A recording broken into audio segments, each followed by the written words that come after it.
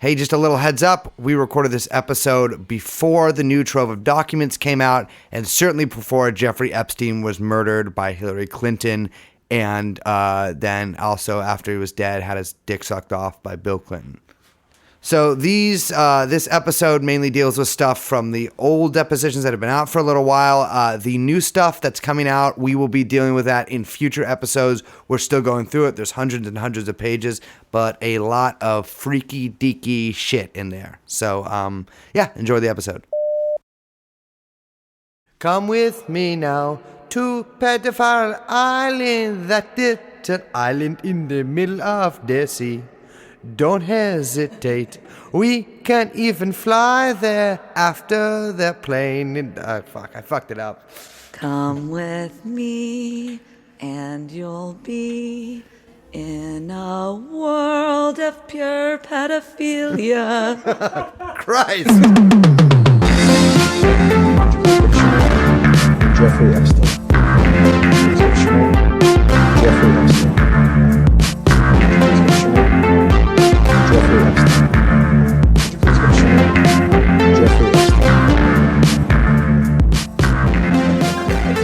Welcome back to the first, actually don't welcome back to anything, welcome originally to the first secret pedophile only episode of TrueAnon, the world's first anti-pedophile podcast that secretly also does paid ones for pedophiles. Just kidding. No. That is not, well, that is technically, this is a subscriber-only episode, but you are not a pedophile, correct? I really hope not. This is for all our sicko pay pigs. Nothing turns me on. Oh, no. Like a $5 bill. Hello, once again, this is... Liz, hi. And... Brace, coming at you straight from TrueAnon headquarters out of our castle in New York City. In Brooklyn. Yes, Brooklyn, New York City, in the castle where we live. We have before us a treasure trove of documents. I have spent the last 8 hours compiling document after document after document from depositions, from actually just entirely from depositions from various people. There has been in the news lately a memo was left for Mr. Epstein as residence, saying that there were 2 times 8-year-old Russian tutors available for him. And that has been misrepresented a lot, I think, in the media by saying there are 2 8-year-olds that were waiting for him to teach him Russian. It mentions their hair color in the memo, 2 blonde.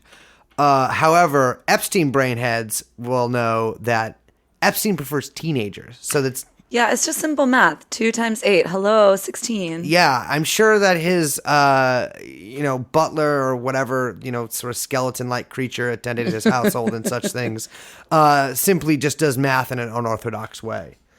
But we have those memos. We have those notepads. I find it...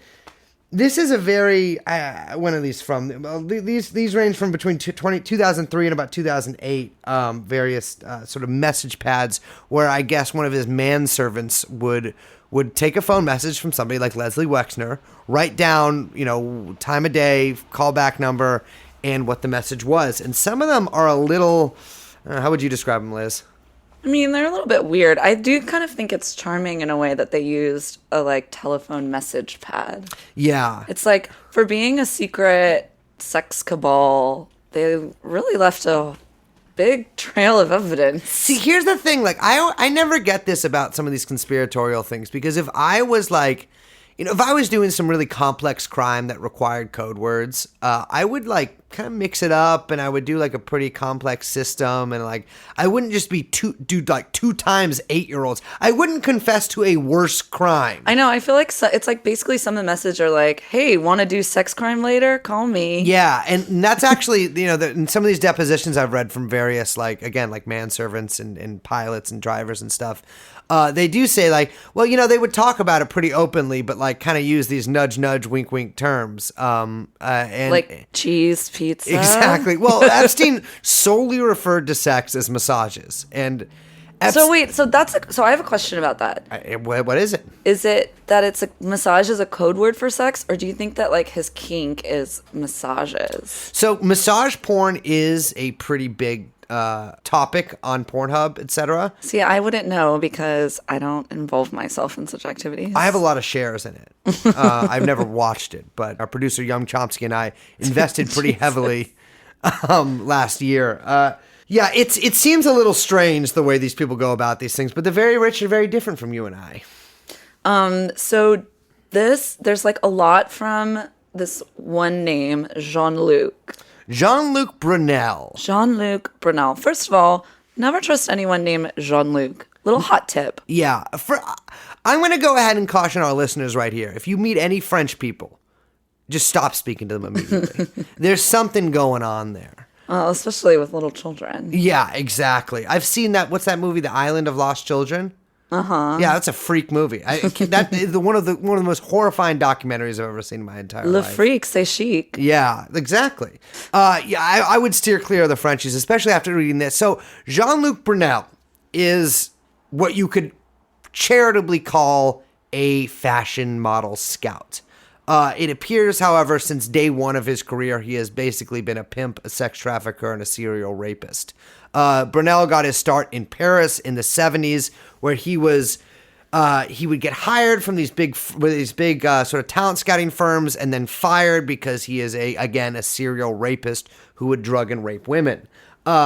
Great CV. Yeah, it's crazy. And all the descriptions I've read of this, they're like, well, the fashion industry has a short memory. So he would just keep popping up places. You know, many of the women he trafficked weren't even alive during the last allegation sort of round against him. Jesus Christ. It's pretty damning stuff on him. But he ran Epstein's modeling agency. Yes, MC2.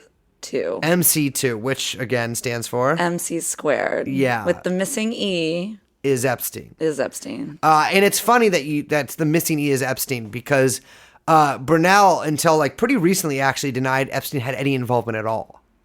I mean, Yeah. he's got to. Well, Epstein has 85% stake in MC2, and MC2's... Whoops, forgot about that detail. Yeah. But also, MC2's offices in New York are in a building entirely owned by Jeffrey Epstein, and technically his brother, Mark Epstein... Oh, right. Yeah, the real Dark estate Mark. developer. Yeah, and so MC2's offices are in New York, obviously, Paris, but the third one you'll never guess, Tel Aviv. I know that again, I am stretching my collar to the absolute limit here. I mean, these guys, for being like elite criminal sex offenders or whatever, not the brightest. No. You don't have to go to... Well, again, Epstein dropped out of college twice. I mean, perhaps if he had graduated. I got my PhD in not being a pedophile. It's actually PhD stands for pedophile. Hella dumb.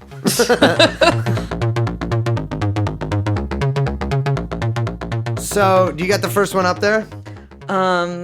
Yes. Who is this from? This is from Jean-Luc. Oh, great. That doesn't even need a last name.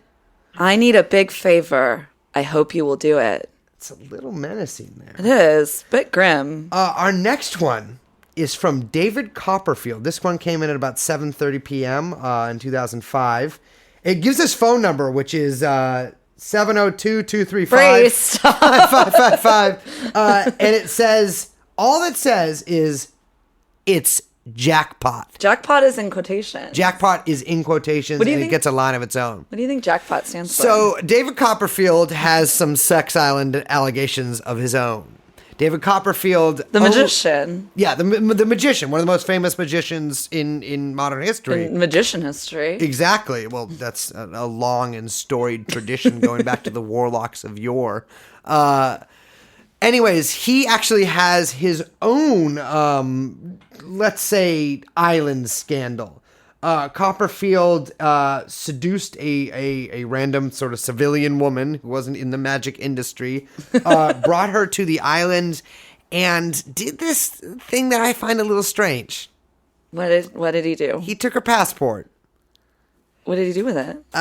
Put it somewhere where she couldn't get it because he sexually assaulted her for the next 2 weeks. Well, that sounds like kidnapping. Yes, she sued him, and his response to that was there were plenty of jet skis and boats on the island, and if she wanted to get away, she could have. Just jet ski away from the Yes. sex criminal. I have been on a jet ski before, briefly, in my short life, and it was fantastic. I do not ever want to put myself in a situation where I have to get away on one. Surprised he didn't go with the magician's defense. Yeah, so Which is, it's if actually... she knew magic, she could have just disappeared herself. Well, so it's funny, in a lot of headlines talking about this incident, which is not easy to find. Actually, when you look up stuff about his island, it's just all this mumbo jumbo, how he was going to get monkeys that could read your mind, and how he found it because he traced like the exact cross section between a pyramid in South America and some other, the Easter Island Fucking or whatever. brain geniuses. Yeah, but there's no mention of the fact that he is a serial rapist. Funny thing about David Copperfield, he proposed to one of his wives on Little St. James Island in 1992. Well, that sounds so romantic. Exactly, and Epstein, I don't believe, even owned it back then. Anyway, so Copperfield, in the messages I've seen, there are more from David Copperfield than from anybody else. And according to depositions taken sort of during this whole court case thing, one of Epstein's big tricks was that he would, well, I mean, I guess it's not really a trick. Like a magician's trick? Yeah, a little different. He would take these young girls. He was I mean seducing, but pretty much kidnapping. And for like their first outing together, he would take them to a David Copperfield show, and like they would get to meet the magician and all that stuff. Ugh. Just really sad. All these. Okay, so I keep saying that there's something with the relationship between, like, I'm sorry, but magic? like really, like intense dorks. Yeah. And sex perversion. Yeah. And this idea that like going to a magician's show is somehow like romantic foreplay. That is some dork ass shit. Okay, I'm going to have to push back on that a little. No. When I got back from the Middle East, I took Jen to New York to see a magician perform. This magician, she liked him very much. She still likes him very much. She's seen all his work.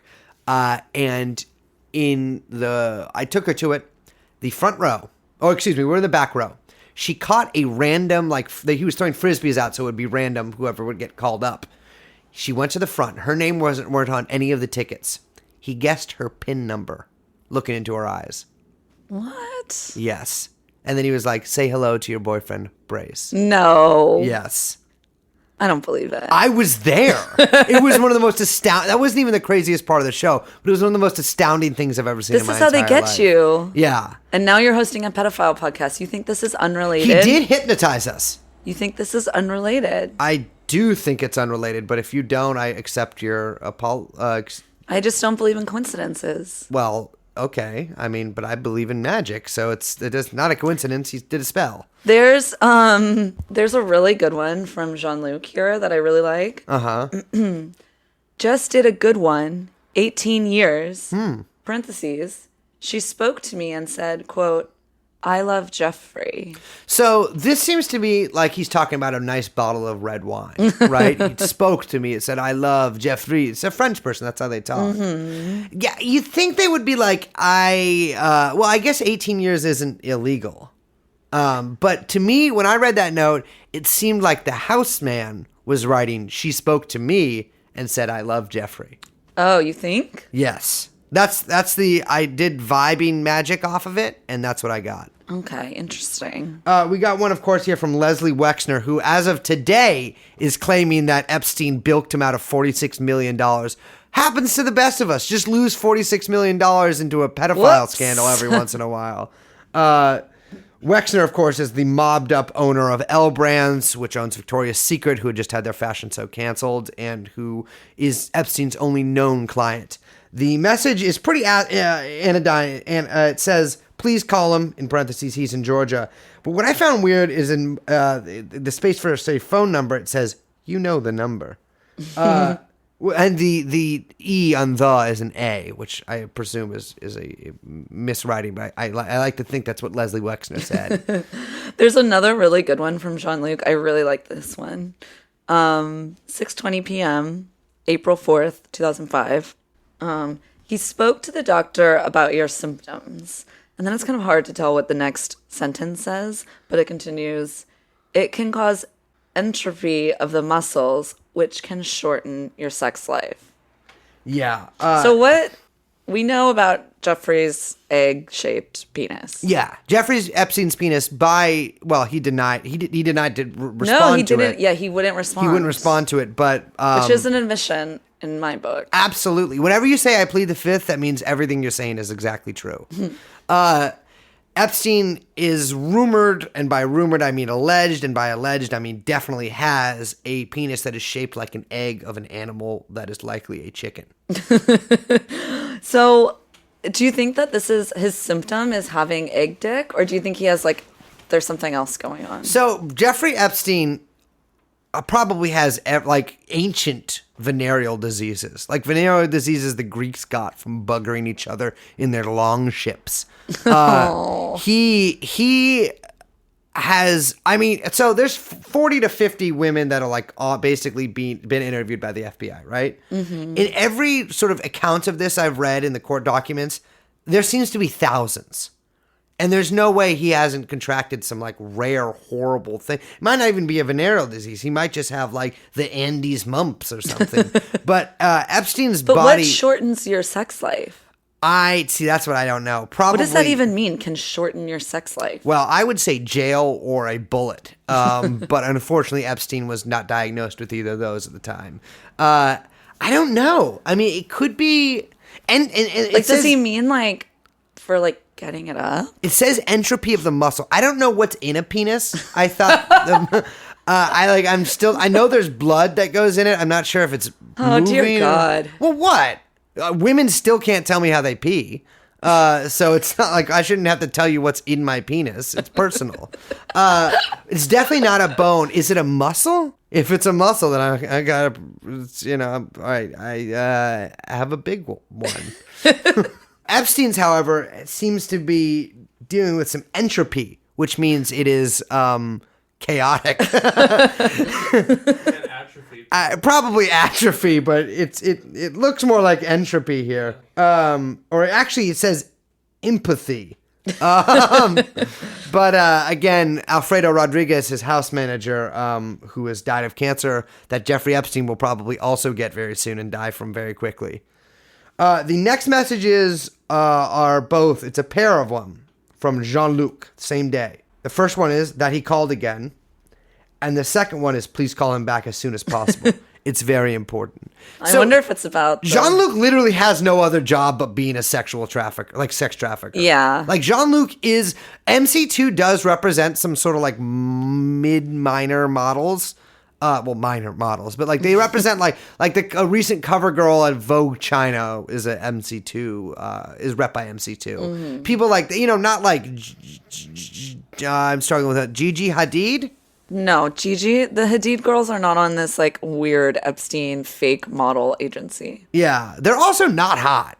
Want to put that out there. The Hadid girls? Yeah. Oh God, you're crazy. Bella Hadid is alien hot. Which is the one that with the stupid shoe video? That's Bella. Boy can get it or something. Yeah. Yeah, she looked like. She's totally surgered. I know, but she just the way she was dressed and her demeanor and the way she. I think she's really pretty, actually. But I would have to see her naked. She kind of looks like a hot alien, a sex alien. Yeah, in what's the movie? Chris Tucker's in it, Fifth Element. Yeah, Chris Tucker in Fifth Element. Yeah, there's something definitely kind of cyber about her that is tantalizingly dangerous. She should. All right, so we're reaching the singularity. Bella Hadid is the singularity. Oh, that is great to hear. We got another one from Jean-Luc, and this is the one I was talking about earlier. Oh, yeah, here we go. He has a teacher for you to teach you how to speak Russian. She is 2 times 8 years old, not blonde. Lessons are free, and you can have first today if you call. So, this is pretty, it's not self-explanatory, but it is TrueAnon explanatory. Jean-Luc's modeling agency, and again, it's by modeling agency, you should read 99% sex trafficking agency. They had basically talent scouts, and there are heavy quotations around talent scouts, who were totally independent. There was no oversight whatsoever. They just had to secure girls and get them to the U.S. And what they would do, they were placed all over Eastern Europe and in South America, but especially I noted in the whiter parts. Like it's been noted several times that even in depositions that the talent scouts were usually in the whiter areas, like Brazil, etc. And they would find these basically pubescent girls and spirit them away to New York. And now these girls, almost none of them had any modeling experience of any kind whatsoever. There were just these, I'm sure, very upstanding and not pedophile citizens searching around like villages in Latvia for poor women whose parents would basically sell them to Jean-Luc Brunel, and so they could become models in New York City. And of course, if you're a 14-year-old girl from Serbia in New York City, your parents are back in Serbia, you are probably not in a position to stand up for yourself very well. I like the detail here that she's not blonde. I wonder if Jeffrey doesn't like blondes. That could be code word too, for blonde. Maybe my man only likes brunettes, which, to be fair, I can understand. So as a brunette, so most of his stable are brunette or black hair, like the 4 kind of sex slave like assistants he has. Mm-hmm. However, the main one, Nadia, she is blonde. Oof. Yeah. All right. And she actually was trafficked from Yugoslavia and is now a pilot. Oh, that's right. Yeah, I was watching Instagram videos of her doing like barrel rolls with a donut tied to from a string. Is this part of your research? Yeah, it's part of my research into barrel roll technology.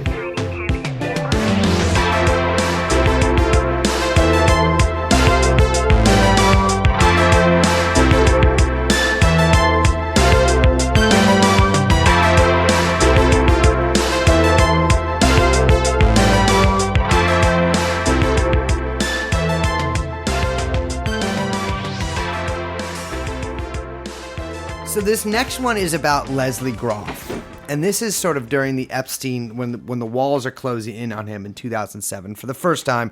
Turns out those walls would not close in very far or with very much force. But the FBI had the beam on him, and they were searching around and talking to his accomplices. And this is about the home, the FBI visiting the home of one of his lady madams. One of his procurers of young girls, a woman named Leslie Groff. So I can read this out here. On August 21st, 2007, Special Agent E. Nesbitt Kirkendall and Jason Richards traveled to the home of Leslie Groff to serve her with a federal grand jury subpoena in connection with an investigation in the Southern District of Florida. Miss Groff works as the personal assistant of the defendant. Miss Groff began speaking with the agents, then excused herself to go upstairs to check on our sleeping child, and while upstairs, Miss Groff telephoned the defendant, Jeffrey Epstein, and informed him the FBI agents were at her home. Mr. Epstein instructed Miss Groff not to speak with the agents and reprimanded her for allowing them into her home. He applied pressure to keep Miss Groff from complying with the grand jury subpoena that the agents have served upon her, and in particular, Mr. Epstein warned Miss Groff against turning over documents and electronic evidence responsive to the subpoena and pressured her to delay her appearance before the federal grand jury in the Southern District of Florida. So Epstein here, it's interesting. Even though these women were obviously abused by him and used for like pretty nefarious purposes, they were like terrified of him. And they would... I mean, I would be. Yeah, I guess that's true. He is insanely rich and also like a totally wild criminal. Yes. But it says later in the deposition that he was on an airplane with the other people who were going to be served depositions, or he knew that would be served depositions, and he just turned his ass around and flew to the Virgin Islands. He was heading back to Palm Beach and did not want to make it there. I mean, during the course of that flight, the defendant verbally harassed Miss Marcinkova, harassing and pressuring her not to cooperate with the grand jury's investigation, thereby hindering and dissuading her from reporting the commission of a violation of federal law to a law enforcement officer, namely special agents of the FBI. So Miss Marcinkova or Marcinkova, I'm not sure. It's these wacky Europeans pronounce their names. She is the 14-year-old ex-Yugoslavian sex slave. Yes. That Mr. Epstein kept, and who he used to later sort of recruit a web of new masseuses, let's say, a web of children to molest, basically. Yes. And she, like many of his like sort of former slaves, she actually, like I was saying, she became a pilot, but she became sort of an Instagram it girl as well. I mean, when you got it, flaunt it. She did flaunt it. Epstein literally refers to Nadia as his, quote, sex slave. Yeah, that's like, we're not just using that as like a funny haha term. Yeah, I know I throw that around a lot, like when I talk about things and people and places and et cetera, animals. But this is actually correct. Like this is like what he called her. Yeah, I mean, and he was very cognizant of what he was doing. I mean, as we saw, earlier in the previous episode, he had the books. He bought books on how to own a sex slave. And at that point, of course, when he ordered those books, he had a sex slave for like well over a decade. This next one is about Trump. Ugh. Yes, I know. It's much of it is the same stuff we've always heard. But Trump actually, I didn't know about this. Trump called Epstein's Palm Beach house several times during the investigation. Which I had not heard before. Of course, we hear about him banning Epstein from his Mar-a-Lago club because he sexually assaulted an underage girl at the club. Well, have you heard the rumor about what that was actually about? I would love to hear the rumor of what that was actually about. I can't remember, I don't know if this has, become a thing on, Resistance Twitter or whatever. Uh-huh. And I'm very sensitive to the claims against Donnie Deals, obviously. Ooh, we need them to be airtight. And coming from me. But apparently there's a rumor that the reason why the Trump had the falling out with Jeffrey wasn't because he was woke Trump. Yeah, he didn't get woke on age of consent. Yeah, he didn't get adult pilled. No, that it was about Trump and Dershowitz getting in a fight over who had the right to take one of the girls' virginity. Okay, this sounds a lot more realistic to me than Donald it's Trump. It's so disgusting to even say out loud. Serial rapist being like, "No, sir, I ban you from Mar-a-Lago." It's a little more believable. Here is something else in this deposition that I find in this evidence given by the lawyer. Epstein had 14 different ways to contact Trump. That's a lot. That is a lot of ways to contact Donald Trump. It's also really funny because, at this time he wasn't as syphilitic, sift up as he is now. Yeah, but so it's hard to remember that Trump was a cognizant, functioning human at one point. Absolutely, yeah. So, but the idea of him having 11 or 14 ways to contact him now is so really funny to think about. Yeah, I feel like Trump. Yeah, when it was that famous thing where George Herbert Walker Bush didn't know what a checkout scanner was. Oh right, or he didn't know the price of milk. I think that might have been a different guy. Whatever. I mean, all the same. I can't imagine Trump actually figuring out how to email or anything. I understand he knows how to tweet. And I know he knows how to text. I'm sure he knows how to call. But anything beyond that seems no. Totally he's never used a computer in his entire life. No. Right? And it's funny. Just like Epstein, never drank or smoked. Yes, I did know that. Yeah. Which just goes to prove Epstein's best friend, Jean-Luc Brunel, of course, a total cokehead, as we'll learn later. But yeah, it's another thing to point out. What? 14 ways to contact him. 1488. 14 words. Oh my God. We must our white children protect, etc. I can't remember the rest of it. What are the 14 words? We should pull that up, actually. We must secure the existence of our people and a future for white children. I believe it's actually we must secure. I think it's we must secure the existence for our pedophiles. In a bedroom for white children. Yes. So those are the 14 words, 14 ways to contact Donald Trump. Yeah. It's all here in the deposition, people. It's also, in this, it says that Trump visited Epstein several times at his Palm Beach home.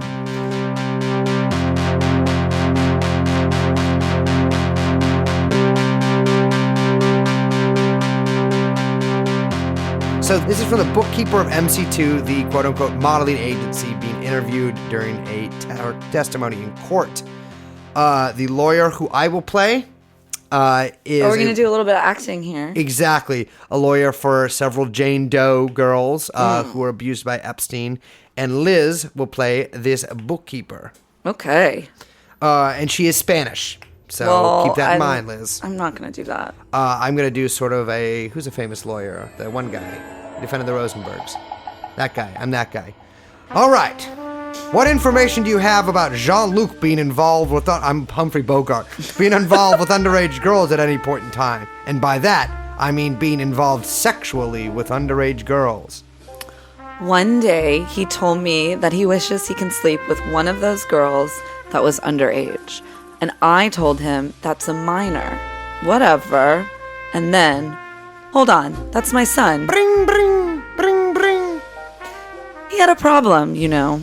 I cannot say I saw them, look, because I would be lying. And I'm not going to stay here and lie. But the one thing I can tell you, that what I saw about Jean-Luc is that Jean-Luc is a drug addict. A cocaine addict. Huh. At some point in time, you actually saw some evidence of that, right? Yes. I mean... him using cocaine that somebody does every day? Yeah. He's an addict. He used to do drugs as well, you know. I know Mr. Epstein doesn't take any alcohol, drugs. I know that. I heard that. How would you know that Jean-Luc was taking underage girls to Jeffrey Epstein's house during those years? Because he was saying in the office, there's a party at Jeffrey's house. I'm taking the girls. It's really, sorry, just for a second. They're really clear about what's happening here. I'm not sure how this woman... So if I worked as, the bookkeeper for a modeling agency, and the guy who ran the modeling agency was A, French, and B, an open child molester, I would probably find a new job. It's just so hilarious to me that the questions are like, and how did you know he was a drug addict? Well, he told me he was a drug addict. Yeah. And how did you know that he fucked a bunch of young teenagers? Well, I saw him fuck a bunch of teenagers. Yeah.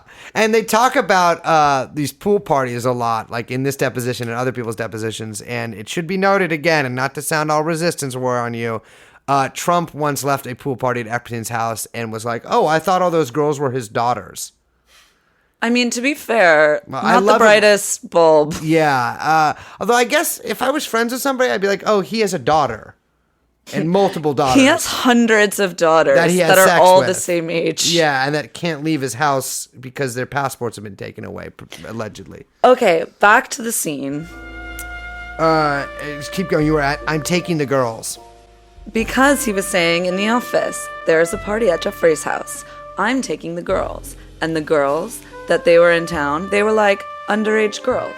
We're still talking about, what, 14, 15? 16, yeah. 16 at the oldest? Yes. And they were going, the other girls too, but he personally was taking the little ones. Because the other ones, they could go in their own cars or whatever, with their boyfriends. Did you ever say anything to him about taking underage girls to Jeffrey Epstein's house? As a mother, I always told him that they were underage girls. And he was saying, that I'm the father. But you knew what was going on. I don't know. I don't know because I was never in Brazil with him or nothing like that. No. It starts at the top of the next one. It's weird. But you knew what was going on. Not really. That, because I would never think that they were going to a party. And I didn't know Mr. Epstein in that scenario, I know Jean-Luc was crazy, or is crazy, but not stupid to be with those particular girls, because these girls were coming from a very good friend of him in Brazil. Who was that? And I don't remember her name. The mother agent of these 4 girls. I gave it to you before. I don't remember her name. It's a black woman. It's not Cachet? No. What's her name? Because I have that part of the report right here, stating that Brunell had a connection with a young Brazilian woman, but I don't have a name for that person. No. He was having a connection with a woman in Brazil that she was giving him prostitutes when he needed it. The connection woman in Brazil was giving Jean-Luc prostitutes? Real prostitutes when he needed it. So, all right. So, basically, this woman is like, a breaking character for a second here. So, this woman goes from being like a caring mother agent of 4 girls to being a woman that supplies him with prostitutes? But I also love, so you didn't know what was going on? I mean, so he tells me we do sex party with teenagers, but I don't know what's going on. Listen, I was taught from a young age to respect different cultures. The French, different culture. You're giving me a look here that I'm not really vibing on, Liz.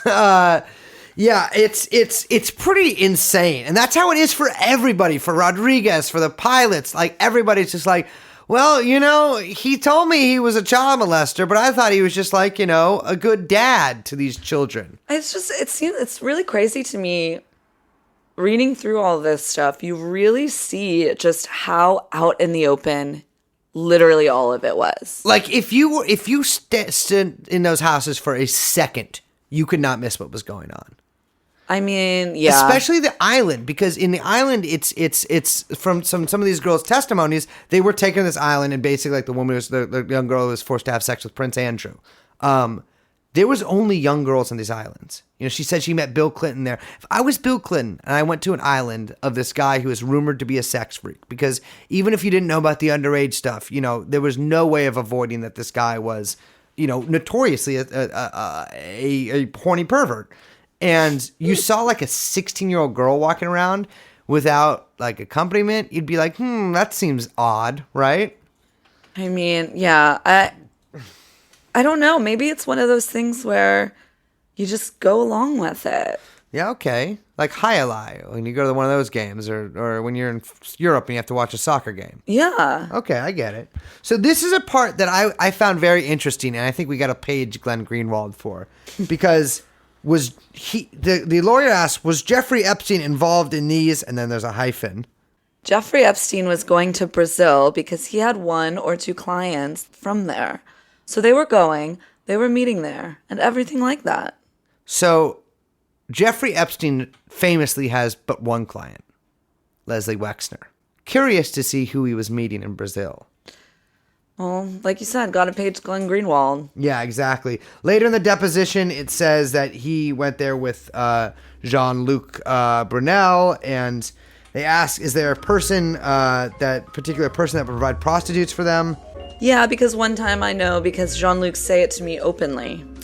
What did he say? That the women was giving him, not models, they were prostitutes. In my notes, it says underage prostitutes. Is that something that... Yeah, maybe.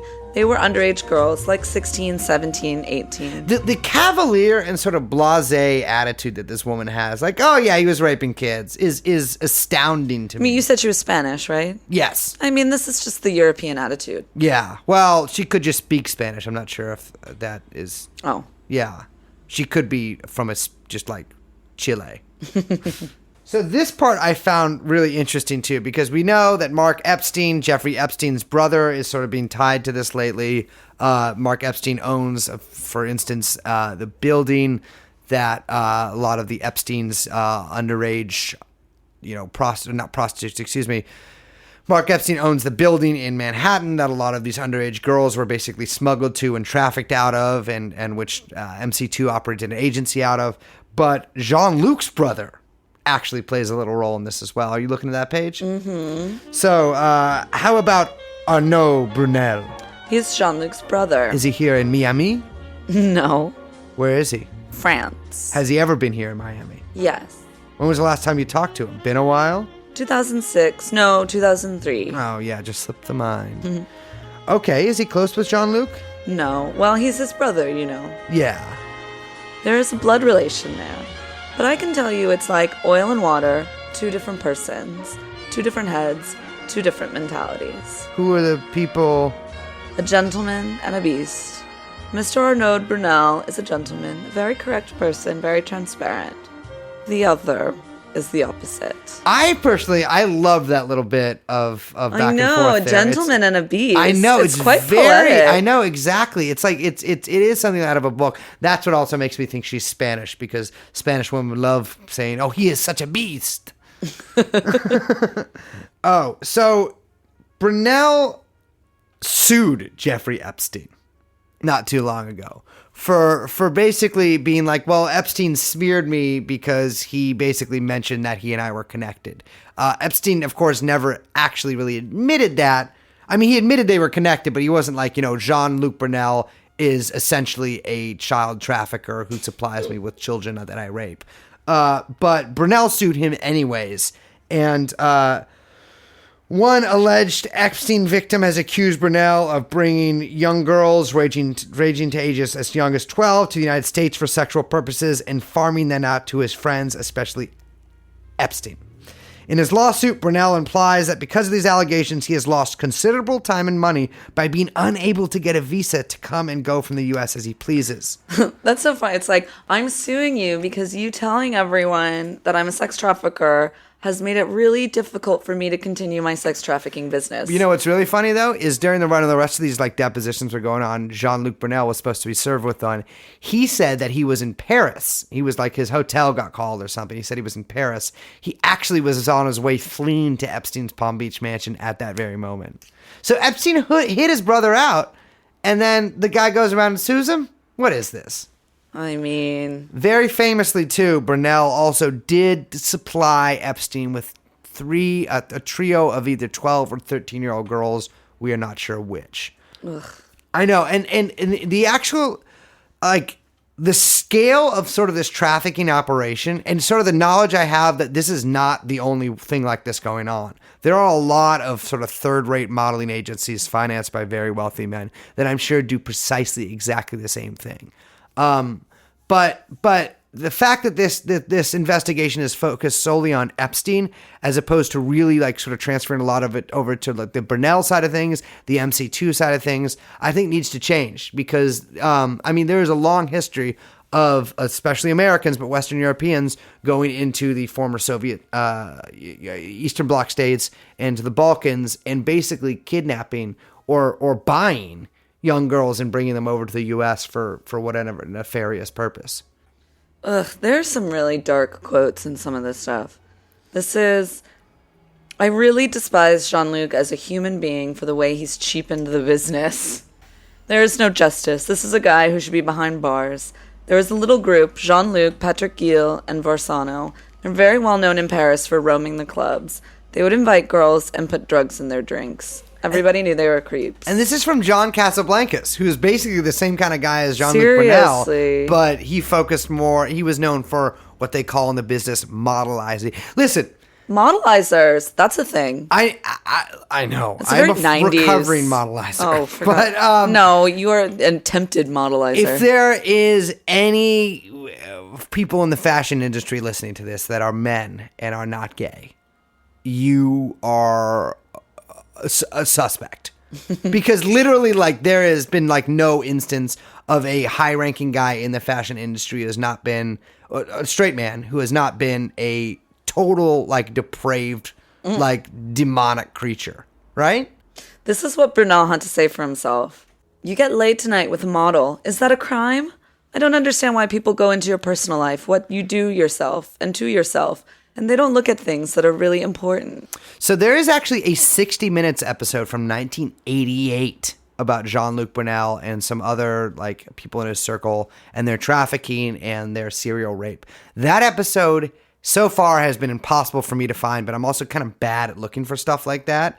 If anyone can find it, please send it to the TrueAnon Twitter account. But DM a VHS to us. But it's so this has been known since 1988. This has been known since the year before I was born. Oh my God. Yeah. Jean-Luc Brunel has been on the prowl, and that was 18 years after sort of he got his start in the 70s.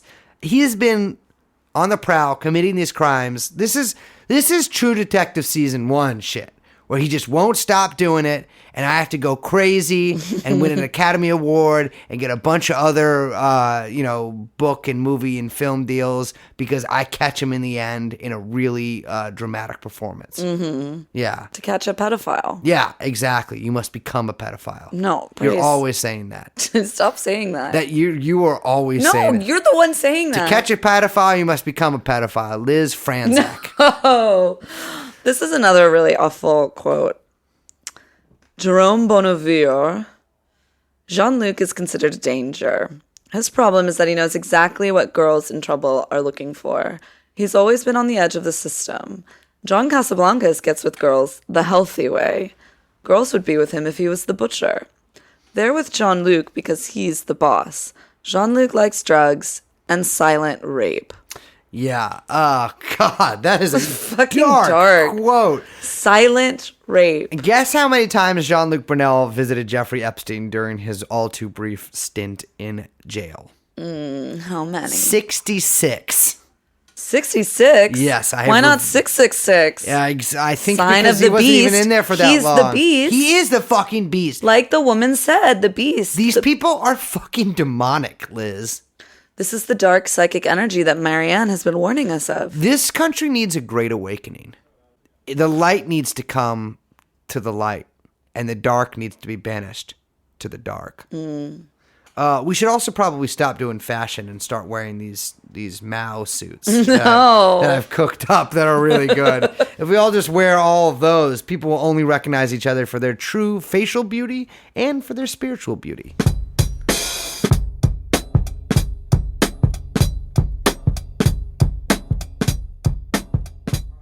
We're going to go through more of this stuff. There's like so many documents. Yeah. So there are over 900 pages. That And Brace has read all of them. I've been reading through them on my lunch break. I actually had to explain to a guy in the plant today in the locker room while I was reading this stuff. I brought my computer to work. Obviously, I have it with me now, and I busted it open during break so I could look at these documents, and that got me a few concerned queries from my coworkers. Did you explain that you were becoming a pedophile to catch a pedophile? I just said that the union has a grievance process, and if they have a problem with that, they're free to take it up with the international. No, this is something that I have not been able to stop thinking about, and I'm going to be looking through the rest of these. I have a lot of other depositions as well. I'm also looking through Dershowitz's lawsuits against people. Well, his countersuits against people for defamation. Oh, yeah. Dershowitz does this thing where he'll go on TV and he'll say, sue me. You know, I accuse you of lying and being a prostitute and inviting the accusers to sue him. And of course, the statute of limitations has passed. He will say, I waive the statute of limitations, sue me right now. They will begin the process of suing him, and then he will refuse to actually go to court. So that has happened on and off. Freaking genius. Well, Dershowitz, I think, is the kind of person who is so full of himself that he doesn't think he can go down. I think he's getting a little nervous, but I don't think he actually thinks that he'll get taken down in court. He sort of used that as his wheelhouse. I mean, he tried to get the lawyers for the opposing side disbarred. I mean, amongst other insane shit he has done in the sort of. What else is in this whole? So there are his pilots speak on the record, and they claim one of the funniest parts from Larry Viscosi's interview is that he claims that he has no idea what Jeffrey Epstein does for a living. He was a pilot for 18 years, and he's just like, oh, I never asked. He's like, I guess I could have Googled it, but I wasn't really that curious. I don't believe that. He also says that the operations of the plane, that the pilot and et cetera, are so far removed from the back of the plane that he has no idea what goes on there. He doesn't know what kind of people are back there. He doesn't even know if Epstein's back there. I mean, I can buy that a little bit. If you can buy that, then I have a lot of other shit to sell you, Liz. Women do be shopping, but come on. I mean, we love a pilot. We do love a pilot. A man in uniform. Yes. Probably not that one, though. No, I don't want the sex plane pilot. Anyways, we got from them. We have a bunch of Jane Does suing them, and his former houseman, and a bunch of other people. We have the list of evidence from things that were the police went through in his house. It's pretty hard to read, but I'm gonna sort of try to really go in on it later tonight. Another little detail I found interesting. In his Palm Beach home, there was a massage table in every room. That's so weird. I mean, of course, So just like depending, no matter where he is at any time, can just drop what he's doing and get on the table. And you know how Dershowitz claimed that there was a 40-year-old masseuse named Olga who gave him a massage? I mean, this is like the worst liar ever. If I was the houseman corroborates that, although it sounds like they probably corroborated it together. Yeah, pre-corroboration. Yeah, well, Epstein paid for all of his fellow, all the other people in the case as lawyers as well. Right. So obviously they were talking to each other. If I was like a Julie K. Brown type, meaning someone who got paid well for this, I would definitely be looking into if there was a masseuse named Olga in Palm Beach during that time period. Or if there is one, because I don't think they have to sign. And if she's 40 years old. Yeah, or was at the time. And I don't think masseuses have to sign NDAs. They're not exactly, as much as chiropractors like to pretend they're doctors, masseuses are definitely not doctors. So there's a lot to get through, but we're going to bring it to you. And we're so excited to do our first Patreon-only episode, you guys. Exactly. We're going to try to do these as much as possible. Yes. And we got some pretty exciting guests coming up again. We're talking to somebody about the Balkans, talking to a couple people, Jews, next week about various, etc., Jewish things to do with Jeffrey Epstein. We got some pretty good episodes coming up.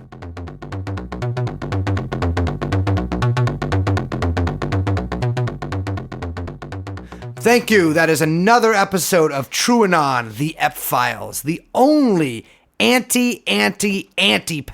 pod. Yeah, that's right. Yeah, anti-pedophile podcast out there on iTunes, etc. I am your host, Beldophile Belden. I'm just Liz. And we are joined by our producer, Yung Chomsky. Thank you, guys. Yes, and we'll see you next week. Bye. Jeffrey Epstein.